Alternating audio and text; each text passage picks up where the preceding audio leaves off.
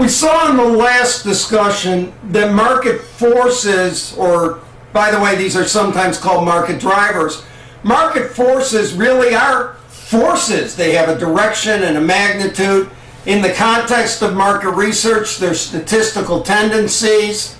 What's a market barrier? Well, if the springs in the mattress helped us understand a market force, the bed itself, helps us understand what a barrier is. A barrier is something that stops us from getting where we want to go, so we have to figure out how to overcome it so we can get to where we're trying to get to.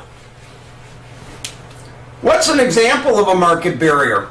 Let's look in the medical field. There's increasing interest in something called electronic health records. These are your patient records that are going to be digitized. They're going to be stored so you can access them from anywhere, carry them with you on a little smart card, plug results, your x-rays, your doctor's notes into them so you can get better care. What was a barrier to electronic health records? Well, one barrier was the lack of computing infrastructure. Low-cost computing is relatively new. Ubiquitous computing is relatively new. It's only in the past 10, 15 years that everybody's got computers. Another barrier is the lack of skills to work with it. In a sense, we have a different generation of docs out there than we used to. The old guys have all retired.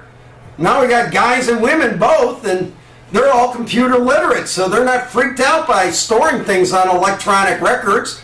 We've solved some aspects of the security problem, so on and so forth. Those are all barriers that otherwise would eliminate a customer segment for certain types of computing applications called electronic health records. What's the difference between a force and a barrier? Let's take regulations as an example. Here's a little musical instrument. A regulation's like that. You hear that beep? It's a fact. The regulation either is or is not.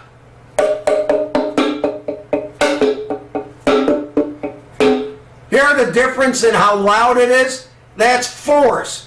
Regulations are facts, so they're a barrier. Whether we worry about the barrier, how significant it is, however, depends on how stringently it's enforced. That's a market force. The stringency of enforcement is a statistical tendency. That's the difference between barriers and forces. We use forces, market forces, to provide us leverage to get over barriers.